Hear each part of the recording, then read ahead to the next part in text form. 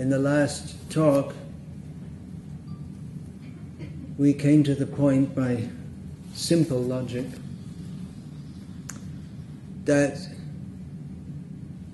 the universe is ordered, which strongly suggests that there is a purpose to it and that there is an orderer, controller behind it all. Now, the staunch atheist or the staunch agnostic, of course an agnostic shouldn't be staunch, but they should be willing to accept, if there's good knowledge, they should be willing to accept it. They will say, well, you can't prove it. That's true.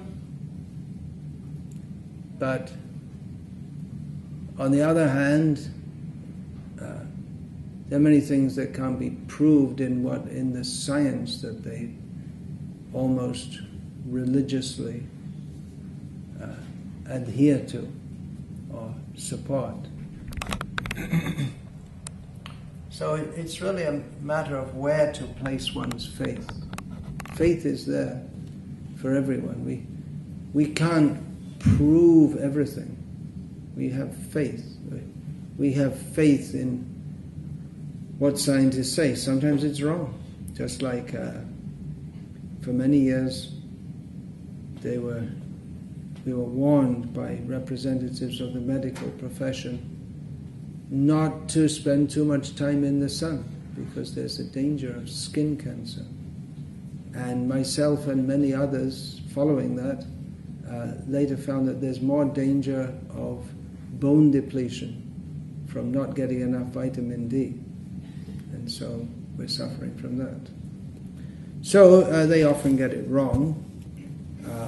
But still we have to go on with faith. Unless we have faith, we can't live. We may be afraid to breathe in air. Maybe the air is poison. Maybe the water is poison. We don't know. What are we going to do? Scientifically test it? We have to have faith in the scientific method of testing. So you have to put your faith somewhere. We all do so. Now, practically what it comes to is that we can't go through all the rigid, logical arguments for or against any position. Maybe some people can. They get paid in the university to be philosophy professors, but there aren't many of them. But even in the field of philosophy, you can just go on and on and on. There's no end. You can always bring up arguments and counter-arguments. But practically speaking, this cannot satisfy the soul or give us any real direction in life. Therefore, what everyone does is to follow some intuition also.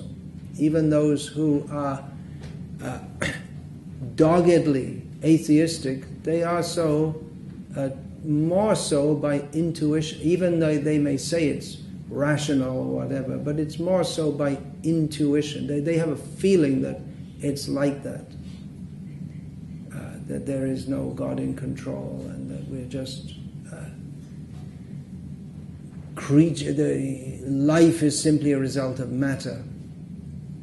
In the next talk I give, I want to speak about a rational approach to spiritualism, how we can understand that there is spiritual reality by very simple, rational methods. So, we can say it's a matter of faith to accept that there is a supreme controller, a supreme power, but it's not totally irrational faith. It's not an unintelligent faith to think so. Just like to think that a watch has a maker, even though one doesn't have direct evidence of a particular watch having been made by intelligent beings, it's actually unintelligent to think that there is no There is no intelligence and design behind it. And even atheistic scientists talk about nature's design. Well, what does that mean? Is nature a completely impartial, unmotivated force? Just by saying nature's design, that implies intelligence, which implies a personality behind it all. So where is this all leading us to? It's leading us to what has led many scientists who were trained in atheism. It's not directly part of orthodox science, but it's the unspoken underlying principle that in science we don't discuss that there is any supernatural forces.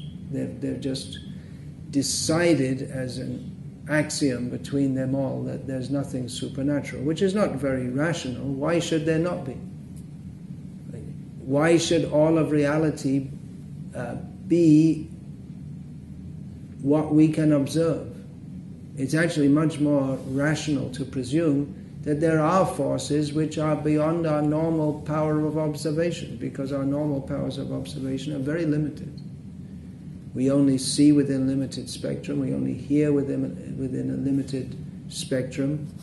We can only think within certain spectrum of our experience. So why should we consider that we as tiny living beings that all of knowledge is within the scope of what we can observe and speculate about? That's not very intelligent, even to think like that. It's more intelligent, more reasonable to accept that there are many kinds of energies and powers beyond that which we can normally think about. Now, as I just said, many scientists who started off as skeptical about any metaphysical entities or existence, by studying science, have come to the conclusion that there is intelligent design, which their opponents within the scientific world say is covered theism. But they've come to that conclusion by seeing the extraordinary complexity of nature, even at the microscopic level, and concluding that this simply could not have come into being by chance. There must be some intelligent design behind it, which, as the atheistic scientists say, it leads to theism. Well, so be it. Now, interestingly, persons who come to this conclusion, they tend to, at this point, gravitate toward the religious culture of the country in which they're raised. So we find videos of Islamic preachers talking all about science and this and that, and then coming to the conclusion, Allah. And we find Christian preachers talking about science and coming to the conclusion, Jesus.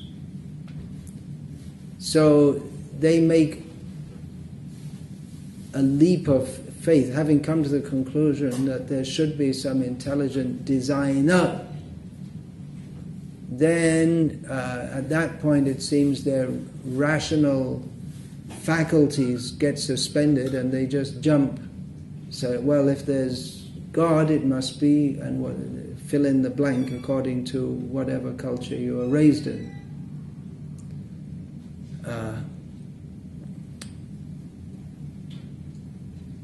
But why? They make a leap of faith. A leap of faith, maybe that may be required. But look before you leap. That's another saying. Leap of faith is one saying. Look before you leap is another saying. Why should the rational faculties be suspended at this point? And just, well, if there's God, then it must be the God of the Bible or the God of the Quran. And I suspect that much of the resistance of atheistic scientists toward intelligent design theory, well, a lot of it is just due to bias, or that they have a certain worldview which they're attached to, which they don't want to see punctured. But another reason is that if they think that, well, now we have to accept the dogmas that science has rejected for hundreds of years, and we have to go back to some dogmatic understanding of some God who chucks people into hell if they don't believe in him.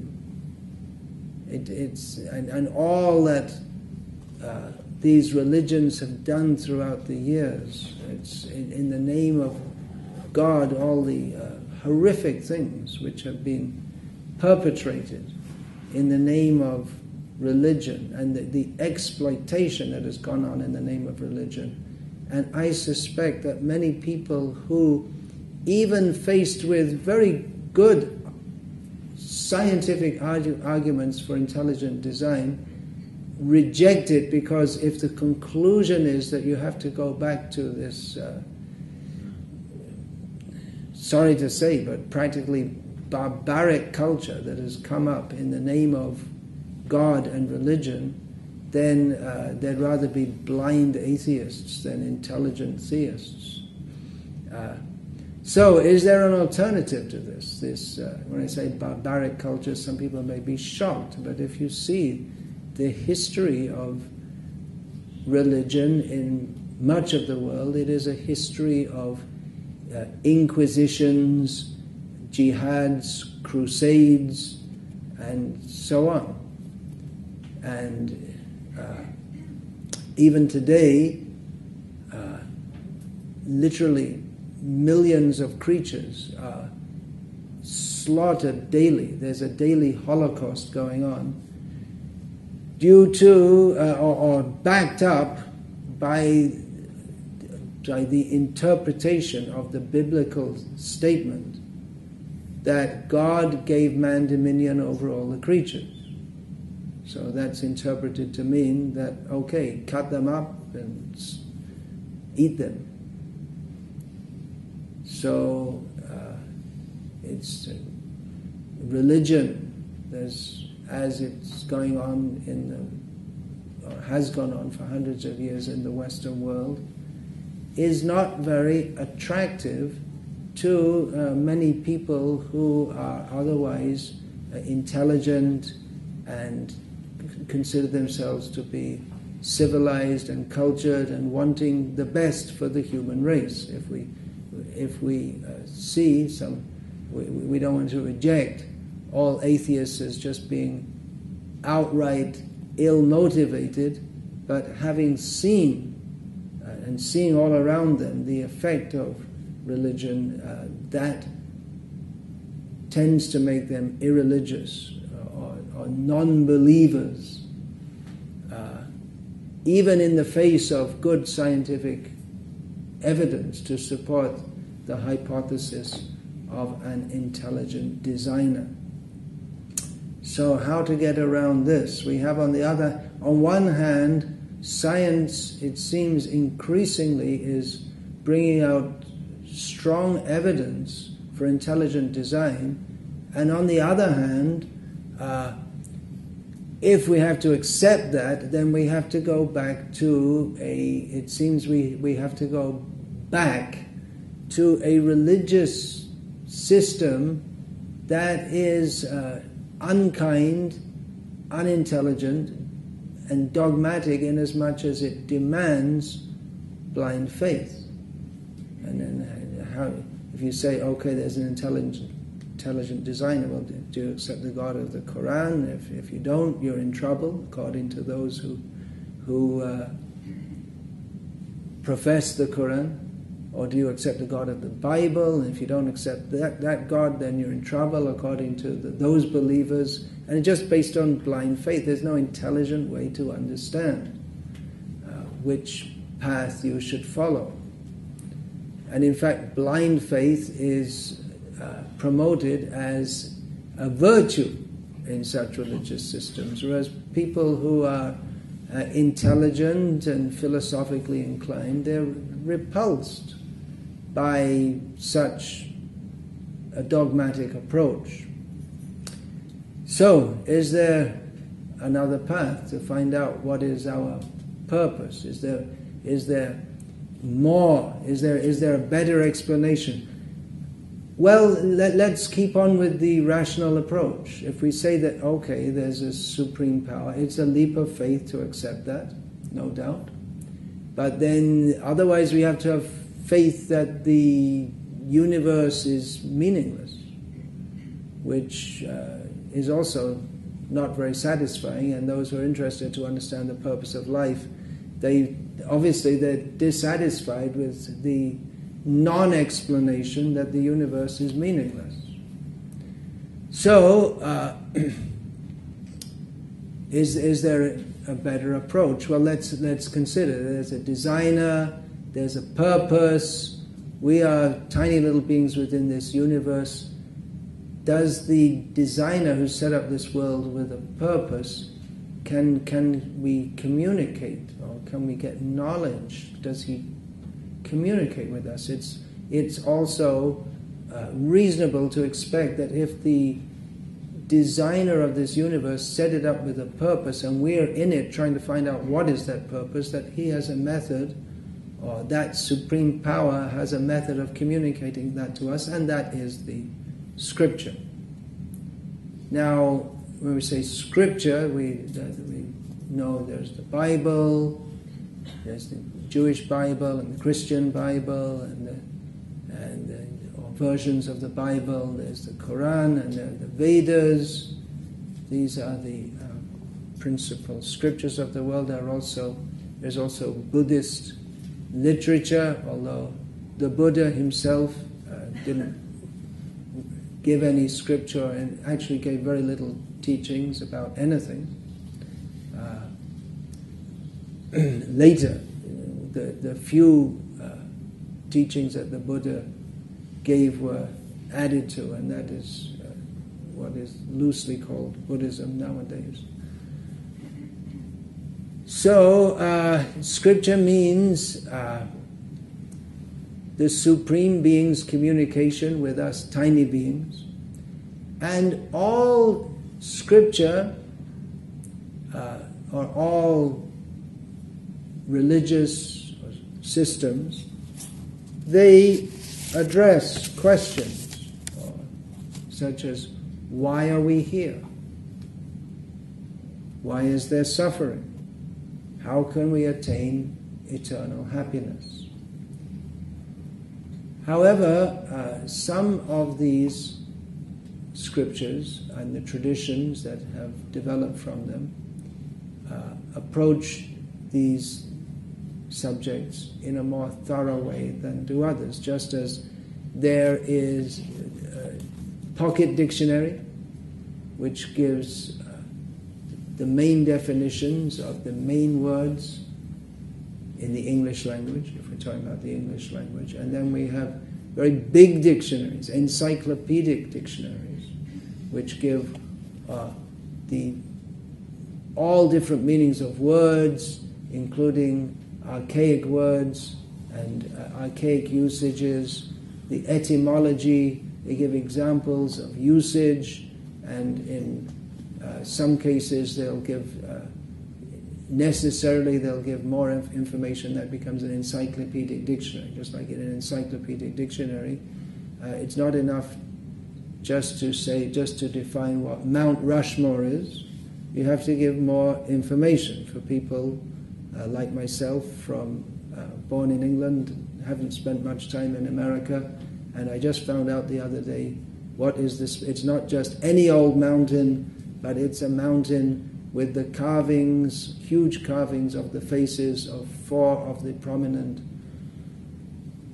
ex-presidents of the United States of America on the side of the mountain. So an encyclopedic dictionary will give more information like this, and necessarily becomes very big, and there's lots of information in there about all kinds of things, and in this way one can get more information than the basic information. One can get more information from the encyclopedic dictionary than from the pocket dictionary. So some scriptures have a very basic approach, and others have a more comprehensive approach. Now, there is a religious system which addresses the problem of suffering. Why is there suffering in the world? There is a religious system which many people adhere to, which states, which professes that because someone a long time ago ate a fruit, that is the cause of all the suffering in the world since then. Which is not a very satisfying answer to anyone with an intelligence more than that which is willing to accept statements on blind faith. It certainly doesn't answer the question that, well, why would any God who is kind do that to all of us? Although that is answered again by He sent His only begotten Son to redeem us. But then it leaves so many questions unanswered. I'm not here to bash any religious system, but we have to consider intelligently. There are many questions unanswered, and therefore the Catholic Church at one point invented the theories of limbo and purgatory, and then those theories have been retired now. And you get into many philosophical problems when you espouse theories which are not actually very tenable. So I am following the Vaishnava tradition based on the Vedas of India, of which the essence is the Bhagavad Gita, which has a very different approach. It doesn't ask for blind faith, but rather the speaker of Bhagavad Gita, Krishna, who is himself recognized in the Vedas as the Supreme Personality of Godhead, he does not demand blind faith, but he convinces his disciple, Arjuna, by intelligent explanation, why one should, or how one can understand the nature of spirit, the nature of the Supreme Spirit, why there is suffering in this world, how we can attain eternal happiness, how this world is going on under the direction of the Supreme Personality of Godhead, and so on. It's a very different approach inasmuch as Arjuna is first asked to understand and then to place his, or to take full shelter in Krishna. Now, even in the beginning, there has to be some basic faith. If at the beginning we reject, I don't accept any of this, then we can't learn. And that's true in any subject. If you go into a classroom in a college, I sometimes give the example from my own life, studying mathematics in school, and we'd been through algebra, geometry, trigonometry, all these things, and then one day the teacher comes in the classroom and puts this big line on the big squiggle on the board, and with some other algebraic looking symbols, and we didn't know what it was. He was introducing us to calculus, and in the beginning it seemed very difficult, but we had faith that the teacher was not just putting some squiggle on the board, that because we had faith that because we didn't understand it, it doesn't mean that that squiggle, what to us looks like a squiggle, that it is meaningless. We accepted, the students in the class, of which I was one, we accepted that we don't understand it. To us it just looks like a squiggle, but obviously the teacher does understand it, and he can make us understand also, if we listen attentively and try to understand. But if from the beginning we thought, what's all this, just some squiggle, because we don't understand it, we say, oh, it's all meaningless. If we had such an attitude, we could have never learned. So some initial faith is required, that there is more than simply the humdrum existence of eating, sleeping, fighting, mating, that there is a sublime purpose to life. This faith is required, that there is reality that is ultimately good. That faith is required. And actually, even persons who profess to be atheists, they also indirectly subscribe to a metaphysical approach to life, in as much as they recognize that there is good and bad. Even if you're an atheist, if you say something is good and something is bad, then that is a metaphysical statement. Because if you think that, well, everything's just chemicals, then what's good or bad about chemicals? To mug an old woman in a dark alley and take away her money, that's very bad. But if you say, well, the old woman's it's just chemicals anyway, so what difference does it make? Well, who will accept such a statement? So everyone directly or indirectly ascribes to a metaphysical outlook on life, and some just directly accept it, and that's all. Just the acceptance that there is good and bad, that in itself suggests that there is a higher moral order. But what is that? The Bhagavad Gita, I am suggesting to you. To me, it's gone beyond suggestion. I accept it because I've practiced according to that for many years, and I can see the practical effect in my life. That this provides spiritual knowledge. Spiritual knowledge means what is the nature of spirit, which begins with what is the difference between a living body and a dead body. If we say it's all chemicals, then if life is only chemicals, then we should not lament for people who die. And that's actually the very first teaching of Bhagavad Gita. Krishna says, those who are wise do not lament for the body which comes and goes. But they know that the body is temporary, but the soul is eternal. So that is the first teaching of Bhagavad Gita. And in the Vedic knowledge teaches us that as living beings, our very nature is to be Satchitananda. We are meant to be, or we are by nature, eternal, conscious, and joyful. But in this material world, we find that our situation is that we are taking body after body. We have short lives. We are not happy, or at least, at the very least, we can say our happiness is extremely limited and mixed with much suffering, such as birth, death, old age, and disease. These are all states of suffering. And our consciousness is very limited. We don't know who we are, where we're going, what the purpose of life is, how we got in this situation.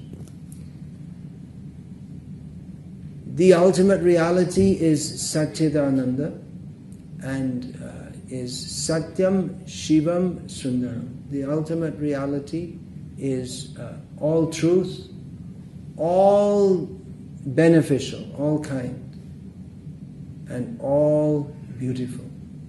So that Supreme Truth is Krishna. We all have an eternal relationship with that supremely beautiful, supremely blissful, supremely kind personality of Godhead. And to rediscover that relationship is the purpose of life. Now, again, when we come to that which is beyond that which we can directly measure, some measure of faith is required. But again, so that means intuition also. But that God is kind, I didn't use the word God until now. God is kind, God is merciful, God is loving, God wants the best for us, God is beautiful. This we come into it. Otherwise, we have to come to the conclusion that life is meaningless.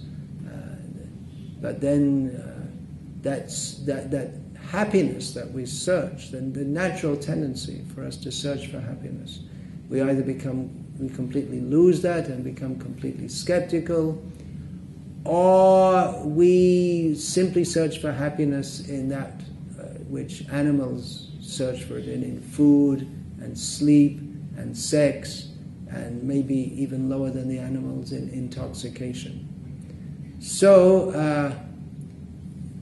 that the purpose of life is to find that situation where we are eternally happy. That is a good theory, which if we practice through the method given in Bhagavad Gita and the Vedic literature, we find that we actually come to that platform, and that we are saying this is a more complete process than other theistic processes, that is based on the knowledge that is given, and also that the element of malice is completely absent. The idea that others are all going to hell eternally, that is absent. The Supreme gives us many chances. If we make a mistake one time, in one lifetime, He'll give us many chances until we finally get it right. So this is a reasonable approach, or by which it doesn't insult our intelligence or turn off our intelligence to accept there is a Supreme Being who is supremely good. The ultimate is good. The ultimate reality is beautiful. The ultimate reality is all beneficial. And our relationship to the Supreme Being is one of love. Love means between persons. So the Supreme Being is the supremely attractive personality of Godhead, called Krishna. Maybe called by different names in different cultures, but Krishna is the complete and perfect name because it means all attractive. And what is that love? Generally, love is conceived of as a relationship between two persons in which they both try to help each other enjoy themselves. But selfless and true and complete love is one in which one completely gives one to the other without any expectation of return. So that is the platform on which one can experience the truest love and the highest love. And when one expects nothing for oneself in relationship to Krishna, Krishna, who is full and complete, completely fills our heart with pure, blissful love of Himself. So this is a very great subject, which I won't speak of more now, but I will speak of more later. And many others are also speaking of this. It's a great discovery for the Western world of this great technique of spiritual understanding. Just like America is so much developed technologically and so much developed for enjoying the senses. There are so many arrangements for that. So the ancient culture of India was highly developed in spiritual knowledge and spiritual techniques. And the essence of that, spiritual knowledge and spiritual techniques and spiritual understanding, are now available to people all over the world. That process is called bhakti or bhakti yoga, the yoga of loving devotion. So there's an overview of that, and there's much, much more to be said. This is just an introduction.